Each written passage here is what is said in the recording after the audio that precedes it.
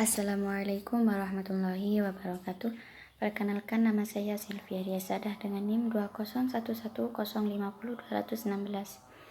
Di sini saya akan menanggapi video dari Bapak Dr. Abdul Wadud Nafis, LCMEI, yang berjudul Kebijakan Fiskal dalam Perspektif Ekonomi Islam.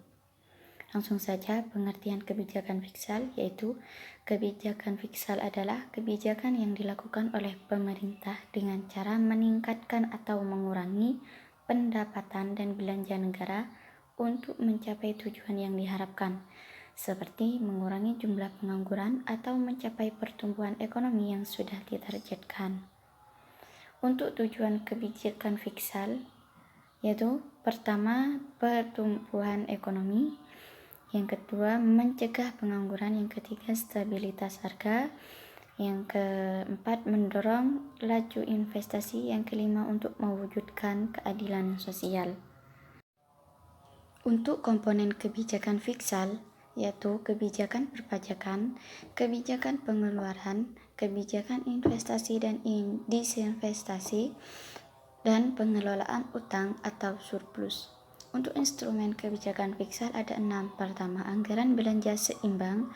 2. Pembiayaan fungsional. 3. Anggaran defisit atau kebijakan fiskal ekspansif. 4. Anggaran surplus atau kebijakan fiskal kontraktif. 5. Stabilitas anggaran otomatis. 6. Pengelolaan anggaran. Untuk fungsi kebijakan fiskal yaitu yang pertama, mengoptimalkan penggunaan SDA dan SDM. Kedua, mengoptimalkan kegiatan investasi. 3. Alokasi. 4. Distribusi. 5. Stabilisasi. Terakhir, pembangunan.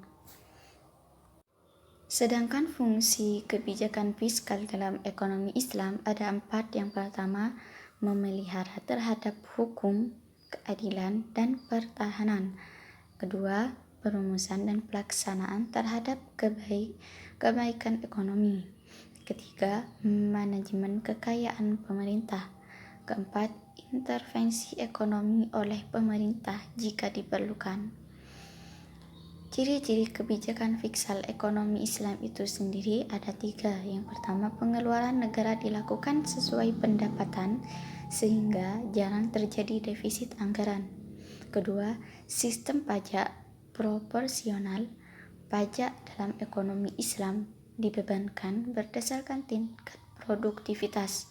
Ketiga, penghitungan zakat berdasarkan hasil keuntungan, bukan pada jumlah barang.